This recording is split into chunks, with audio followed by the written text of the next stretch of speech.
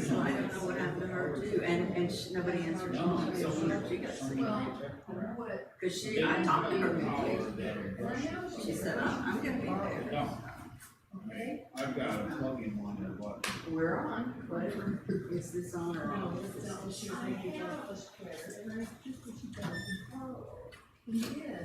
So good morning, everyone.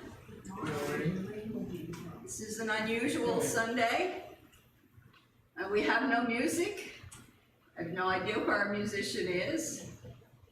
And about 30 minutes before I was going to walk out the door to come over here and be with you, I got incredibly dizzy.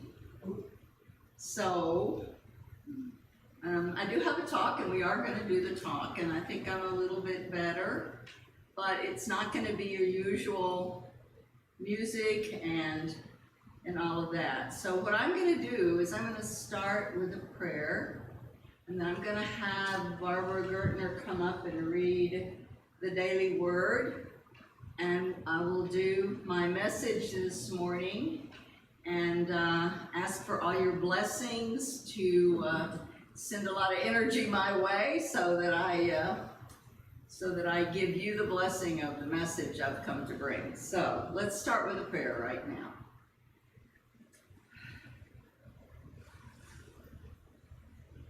We do know that God is mighty in the midst of everything.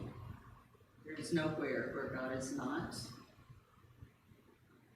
And so we just know that right now, in truth, all is well.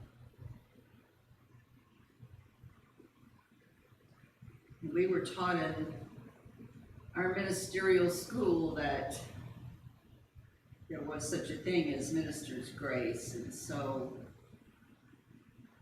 let's all call this morning upon minister's grace, that during the time that a minister's in the pulpit, that God's grace is covering that service and that message, and giving each one of you all that you came here to receive this morning. We bless each person here. We bless all the people in our church who could not be here with us. We bless Jerry Dutch on the loss of his mom. We bless Darlene Hamilton, who had knee surgery this week. We bless Janelle, who was committed to be with us this morning, and so we pray that she's okay as well. So let's just for a moment see those folks in our mind's eye and send them our love and our blessings, and surround them with God's love and light.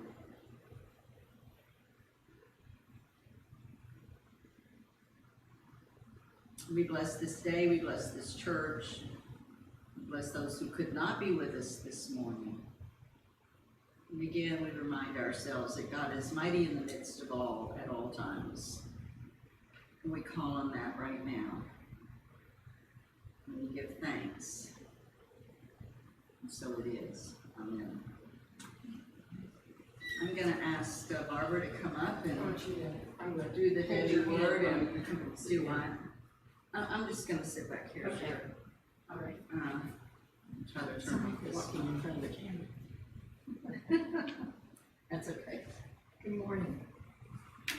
I'm going to change the Where is your program. daily word? Right here. Okay. I'm going to change the program a little bit, and we're going to do Surely the Presence, and we'll just do once.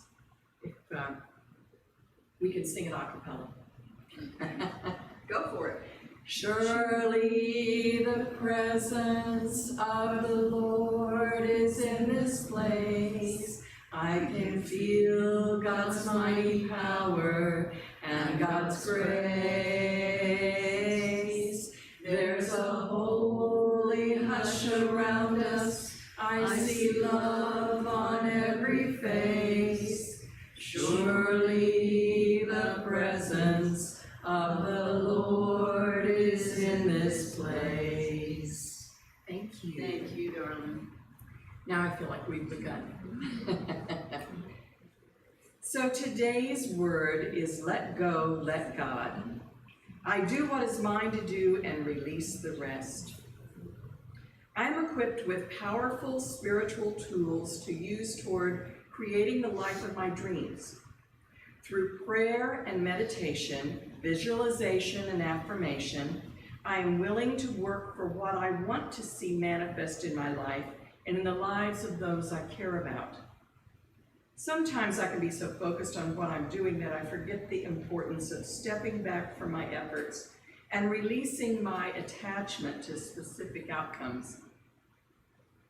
There is great peace that comes from knowing I have done all I can do, and then, in perfect peace and clarity, releasing outcomes to the divine that is in all people and circumstances. I heed my guidance to discern when to take action and when to yield to the activity of spirit. From Matthew 6:33, but strive first for the kingdom of God and his righteousness, and all these things will be given to you as well. Thank you, Barbara. I think. So this has only ever happened to me once in my life before, and it was when the doctor changed a blood pressure medication for me. This was years ago. And I went to the gym and my blood pressure went to 0. And that was a very strange feeling, and that's really kind of what happened to me this morning, and I don't know why. So I apologize for this, but we're going to let go and let God, as we just heard from the Daily Word.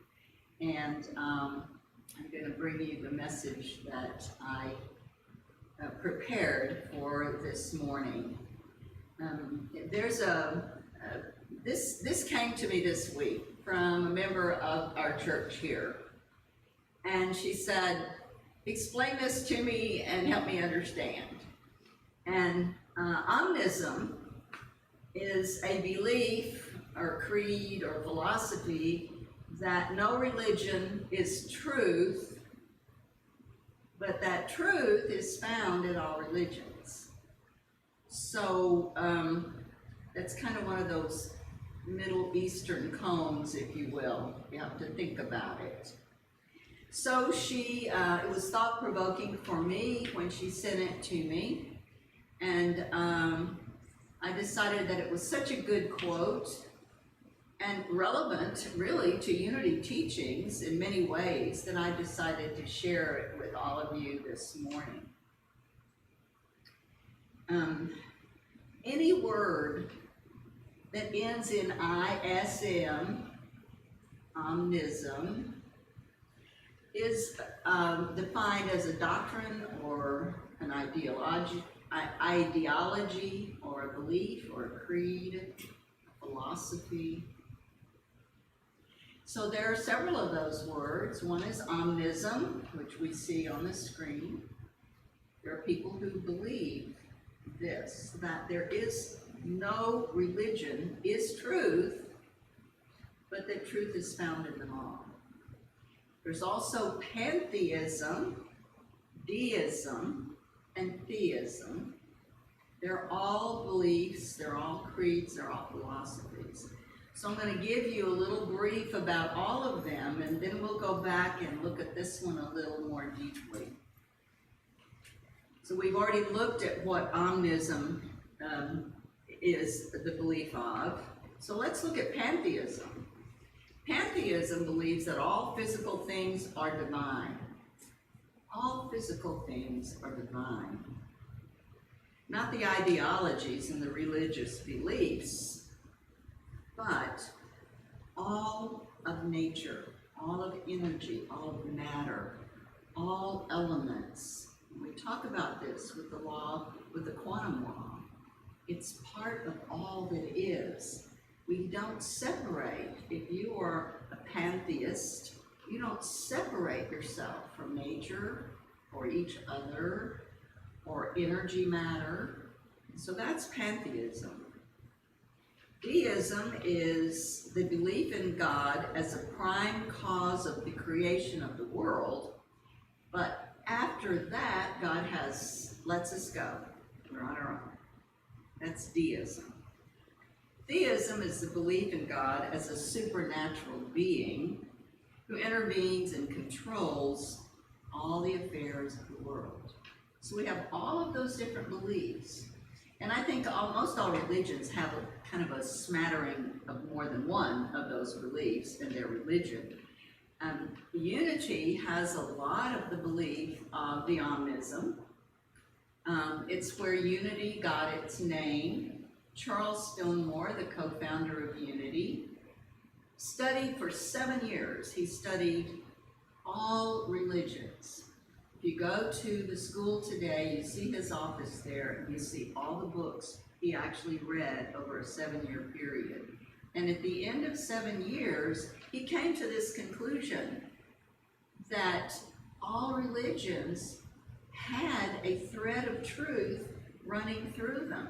Even though we might not agree with all of the doctrines of all the religions, we could see that thread of truth running through all religions, which is how he came up with the name Unity.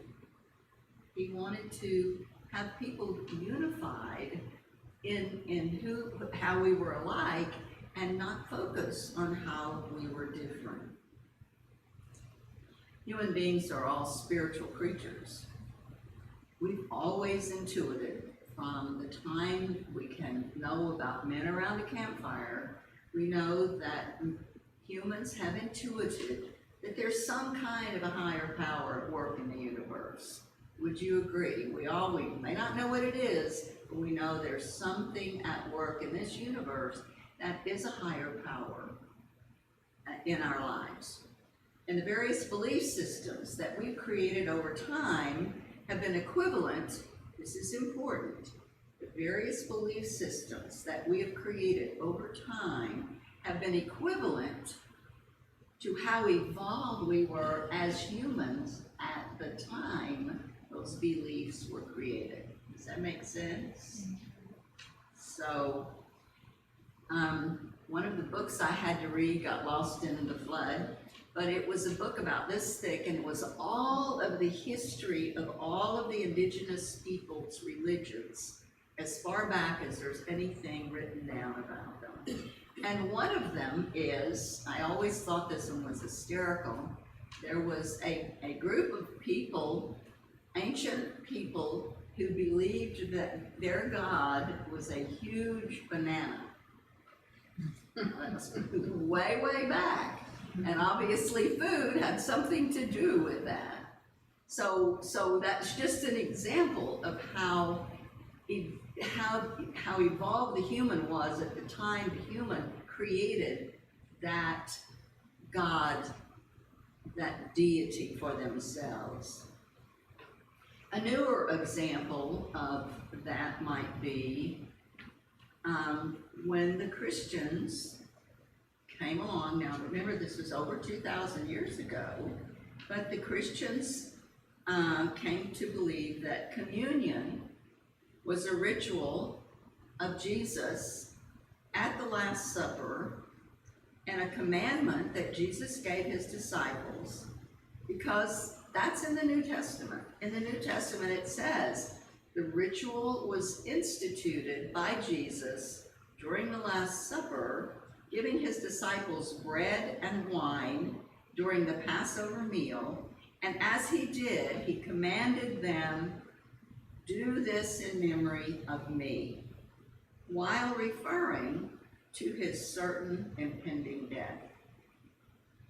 So that became a ritual that we even practice today, and the representation of the wine and the bread became the blood of Jesus and the bread of the body of Jesus.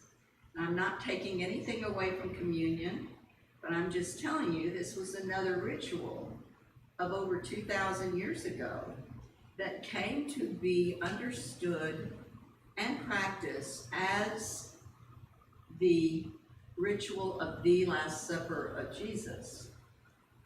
However, the real fact of the Passover meal and the Last Supper had been going on for thousands thousands of years. It had been a practice for thousands of years before Jesus was born. It began as a celebration by the agrarians. The agrarians were the first people who plowed the fields. They were the agrarians were the first people to grow crops and to learn how to make a plowshare and make a spear. And that was when they decided that it should not be a matriarchy, it should be a patriarchy, because after all, they had figured out how to make weapons and how to plow the fields. So that many years before, they were doing a Passover meal. They would grow the crops, however many of the crops they got that year, and then they would have this huge celebration, and they would set these tables, and their Last Supper, or their supper for the gods, in gratitude that the gods had allowed them to have a good crop that year. And their Last Supper, or their Passover meal, which is how we know that celebration to have been called, that was beer and bread, because their grain was hops. So that had been going on for thousands of years. So it gives you an idea of the importance of knowing how evolved the person was when the religious celebration was created. And that's one of the reasons, if you study this deeply, this is why, one of the reasons it says that Omnism recognizes all the religions, but knows that all the religions are man-made by whomever was making that religious celebration at the time that it was created. Even the Bible is man-made. It was put together, it was documents that were chosen to be put together as one. Bible means a collection of documents, is what that word means. And those documents were chosen, which ones would go in the Bible and which ones wouldn't, in 3 days by 52 men. So there's a lot of amazing documents with amazing information that we've not ever read or seen as important because they weren't deemed important by those guys. So you see how this has some element of truth to it, in that there's some truth in all religions, but all religions are not the truth.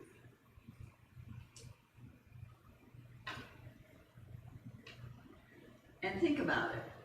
Even what we know from the Bible, and the Bible is a very good book of psychology.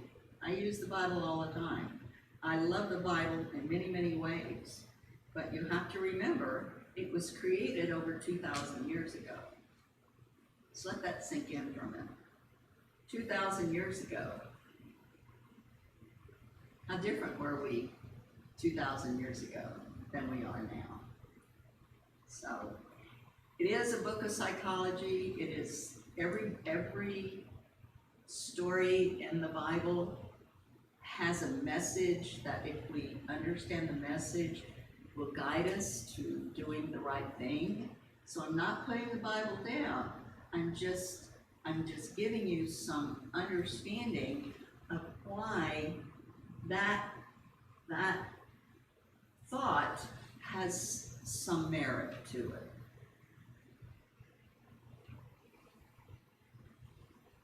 So there were lots of things that are still celebrated today, that were celebrated back then, and are still used today, that were, used 2,000 years ago. One of them is no meat on Friday. Don't eat shellfish. Divorce is a sin. Jesus was a virgin and a perfectly flawless man. So let's look at those. It made total sense 2,000 years ago that you should not eat meat on Friday because meat was scarce. You didn't have to eat it every day. You had to share it. And you koshered meat because there was no refrigeration. And you didn't eat shellfish unless you took them right out of the water and ate them at that moment because they went bad and you got sick. So all of those, what became religious rituals, had merit back then. Divorce was a sin. Only a man could divorce a woman. A woman couldn't divorce a man. But if she was divorced by a man, she had one option, and that was to beg at the gates of the city. She had no other options. She was not going to be taken by another man. No other man wanted her. She could have little babies, whatever. But if she was divorced, she begged at the gates of the city. So divorce was a sin. 2,000 years ago. So in some religions, we see that communion, the partaking of the bread and the wine, and again, I'm not putting any of this down, I'm just showing you where and when it came, where it came from and when it came, and the importance of it at certain times. But in some places today, they still do communion every Sunday, or every month, or at every religious ceremony.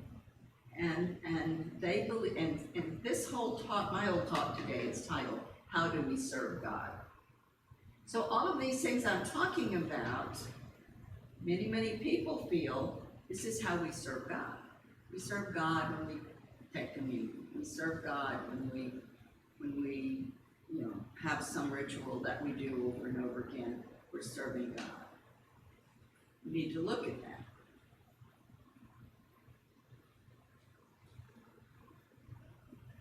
And as we're looking at this quote again, and we're looking at the reasonableness and the wisdom of some of the old religious things, like no refrigeration, they made total sense then, but do they serve God now? It's a question we want to keep in our mind. Because we look at omnism, there's no religion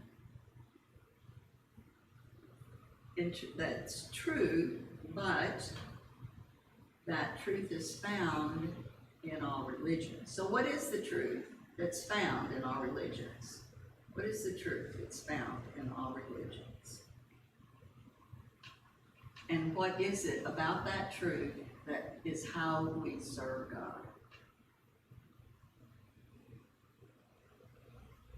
This truth that is found in every religion, and it's really all we've been asked to do by all religions, is to treat one another the way we would want them to treat us. It's called the Golden Rule. It's in every religion.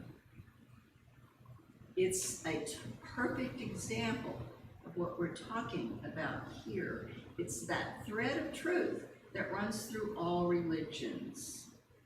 The Golden Rule. How we serve God is how we treat one another, how we treat our planet, how we treat what God created.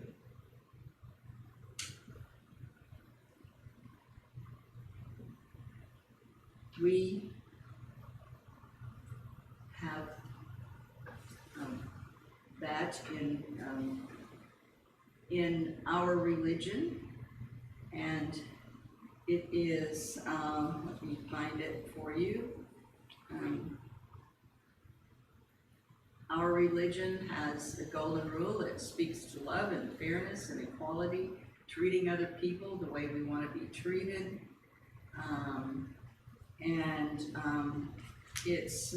I think I've mixed up my papers and being kind of a little dizzy this morning, but the golden rule in the Christian religion is Jesus said, "Thou shalt love the Lord thy God with all thy heart and all thy soul, with all thy mind." This is the first and the great commandment. And the second is like it, and it says, "Thou shalt love thy neighbor as thyself." And on these two commandments hang all the law and all the prophets. The words of Jesus explain this again in John chapter 13, verses 34 and 35. It says, "A new commandment I give to you, that you love one another as I have loved you. And by this all men know that you are my disciples, if you have love one for another." Confucius was a philosophy from, I don't know how many hundred years before Jesus. Confucius was asked, "Is there any one truism which ought to be acted upon throughout one's whole life?" And the master replied, "Surely the truism of reciprocity is such as this: do not unto others what you would not want them to do unto you." And then Confucius also said, "The man of moral virtue, wishing to stand firm himself, will lend firmness unto others, and wishing himself to be enlightened, he will enlighten others." He then goes on to say, "To be able to do to others as we would be done by, this is the true domain of moral virtue." In the Jain religion, we find more references to the golden rule. Jain religion is one of the Hindu religions. Hindu religions are 8,000 years older than any other religion. And in the Jain religion, we find the same reference to the golden rule, and it says, "In happiness and suffering, in joy and in grief, regard all creatures as you regard your own self, and do not injure others with that which would injure you."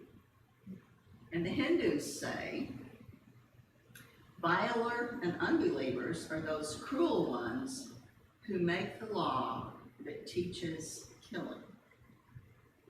And in Buddhism, it simply says this: "Hurt not others with that which pains yourself." And in Islam, it says, "If everyone saw his own faults first, how should he be neglectful of correcting himself?" So in every part of our world, in every religion, there are references that relate to the need to respect one another and treat one another the way you would want to be treated. It's that truth that is found in all religions. Think about it. What a difference would it make in this world if everyone of every religion began to practice the golden rule that's found in their own religious culture? Wars around the world would cease. Conquering and trying to convert others to your religion would cease. Now, as I'm writing this, I'm thinking that may not be likely to happen anytime soon, but wouldn't it be wonderful? Wouldn't it make a huge difference in our world? Because when we look around today, we feel like we've lost our way. We're in a lot of fear. I just heard this week while I was writing this talk that they have sold more guns in the last 3 or 4 months than they've sold ever. And that people are standing in lines around corners to buy guns. That's a fear-driven thing. We're in a place right now of fear, and I'll hurt you before you hurt me, or whatever you think about. And again, I'm not against guns, but what I am saying is, let's not allow fear to drive our actions, our reactions. Let us begin to look at that golden rule and to see how we can use that golden rule to love one another. And look at the pantheism. We talked about the pantheism earlier, that all of nature is created by the same creator. And you know we teach that here in Unity. God created everything. God created every one of us. All humans, all trees, all planet, everything that we can figure out. There was an energy that all we know how to call it is God energy that created it all. And our job is the golden rule. Take care of it. Take care of our planet. Take care of our world. Be more mindful of how would I want to be treated in this situation. We're not doing that very well today. Doing a lot of judgment of other people. Doing a lot of judgment of people's color and race. We're telling women that they don't have rights over their own bodies. We have to be awake right now and see where in this world that we are not treating each other the way that we would like to be treated ourselves. Just notice, it's really not part of the golden rule. If I'm treating anyone differently, that I would choose to be treated, I am not living by that one truth found in all religions, is to love my neighbor and my global, my trees, my birds, my nature, to love it all and to treat it as I would want to be treated. The golden rule really speaks to fairness, love, equality.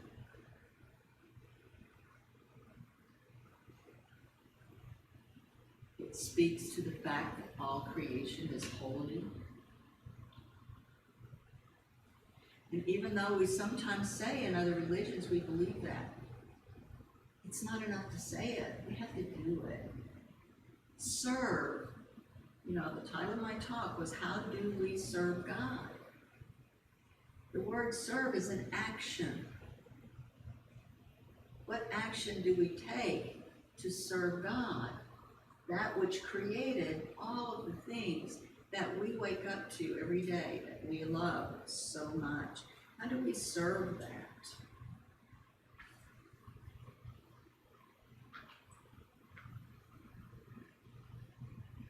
It's really important to stay awake. We always talk in this church about staying awake, being conscious of what we're saying and what we're doing, and how that's landing on another person. And we're all working on it. I'm working on it too. But we want to just stay as aware as we can to notice, am I at this moment serving God by serving my fellow man? There's a story that I want to share with you this morning. Now, I've been told it's an urban legend, and I've been told it's the truth, but I'm going to share it because it makes the point of my talk. The story goes like this. Pastor Jeremiah Stepek transformed himself into a homeless person and went to the 10,000 member church that he was about to be introduced to that morning as their new pastor. Remember, he went as a homeless person. He walked around his soon-to-be church for 30 minutes. While it was filling up with people, only 3 of the 7,000 people that attended that day said hello to him. He asked the people for change to buy food. No one in the church gave him change. He went to the sanctuary to sit down in the front of the church and was asked by the ushers if he would please sit in the back. He greeted people, only to be greeted back with stares and dirty looks, people looking down on him and judging him for being this dirty homeless man in their church. He sat in the back of the church as he was instructed to do, and he listened to the church announcements. When all of that was done, the elders went up and were excited to introduce the new pastor of the church to the congregation. We'd like to introduce you to Pastor Jeremiah Stepek, he said. The congregation looked around, all joyous, clapping, with great anticipation. The homeless man sitting on the back row stood up and started walking down the aisle. Clapping stopped. All eyes were on him.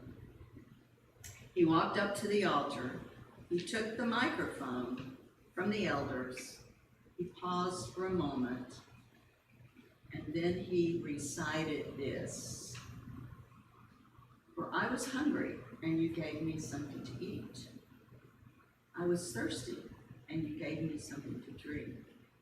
I was a stranger, and you invited me in. I needed clothes, and you clothed me. I was sick, and you looked after me. I was in prison, and you came to visit me. Then the righteous will answer him, Lord, when did we see you hungry and feed you? Or when you were thirsty and give you something to drink? When did you see a stranger and invite you in, or need clothes to clothe you? When did we see you sick or in prison? And Jesus replied, truly I tell you, whatever you did for the least of these brothers and sisters of mine, you did it for me. After the homeless man minister recited this, he looked towards the congregation and told them what he had been through that morning with each one of them. Many of them began to cry. Many heads were bowed in shame. He then said, today I see a gathering of people, not a church of people in service to God.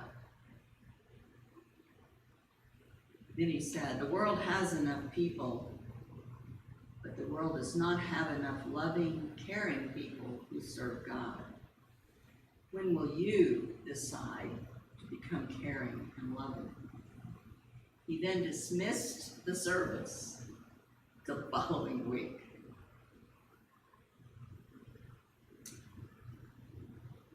As he said this, serving God is more than something you claim. It's something you live by and share with others.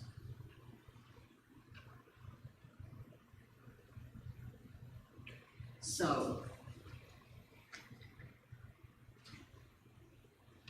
there's only 11 words in the Golden Rule. Only 11. They're easy to remember. Do unto others as you would have others do unto you. In that way is how we serve God. We serve God by serving God's creation. It's an action verb. It's something we do, serve. It's not going to church on Sunday, though I love it that you're here, and I don't want you to stop coming. But it's more than that. It's how we show up in the world for those who are less fortunate, or maybe those who are as fortunate. It's looking at how we serve our fellow man. and our beautiful planet. How do we do that? It means caring. Looking outward and caring. How can we do that? Only 11 words. Do to others as you would have others do to you. That is how we serve God. God bless.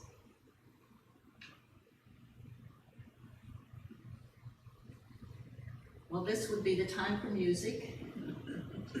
So if you all want to sing again, I don't sing very well. I've got one note, it's alto. But if you all want to sing something else, or, I apologize that this is an unusual morning, but I'm delighted that you are all here, and I'm sure I'm going to be 100% better next week. I already feel a little bit better than I did when I called for a driver this morning. We need to bless 2 of our congregation. Dave Levins has just moved to Mexico, so we won't be seeing Dave Levins anymore. And Jim Falbo is moving to Arizona, so summertime is not a very big time for us here with people. Everybody's traveling, moving, on the move. That's how most of you found Rockwood in the first place, I think. So we bless those who we have loved and who've been here with us all this time.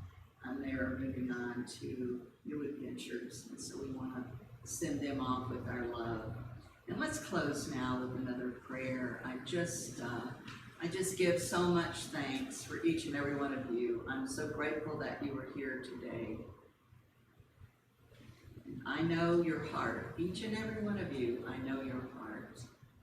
I know that everyone in this congregation, and I can name every name, that you have given of yourself to this church. You've given of your time and your talent and your treasure to this church. You have served God in many ways. This is a prayer of gratitude for each and every one of you and all the good that you have done to make this little church, beautiful church, what it is today. And so my prayer this morning is a prayer of gratitude for each and every one of you,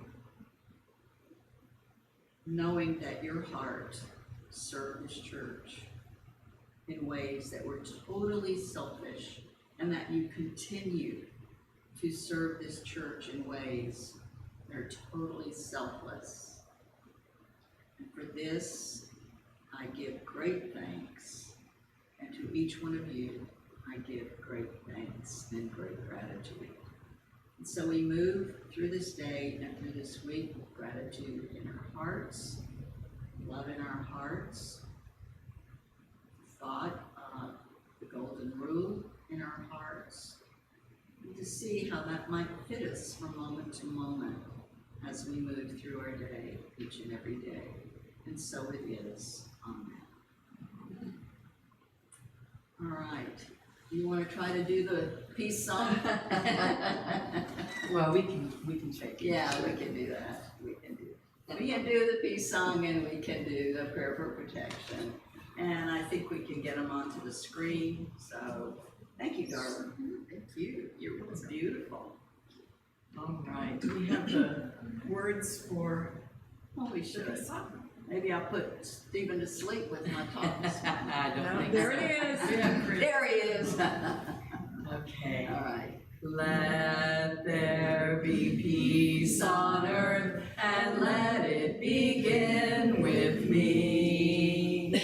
Let there be peace on earth, the peace that was meant to be, with God as creator, family all are we. Let me walk with our family in perfect harmony. Let peace begin with me. Let this be the moment With every step I take, let this be my joyous vow. To take each moment and live each moment in peace eternally. Let there be peace on earth, and let it begin with me. And together, our prayer for protection. The light of God surrounds us. The love of God enfolds us. The power of God protects us. The presence of God watches over us. Wherever we are, God is, and all is well. So I love you, I bless you. Give me a minute to get to the back of the room so I can greet you as you leave. And thank you for being with us this morning. Thank you, darling. You're welcome. I'm still a little bit, I'm still a little bit weird. That was great. And we welcome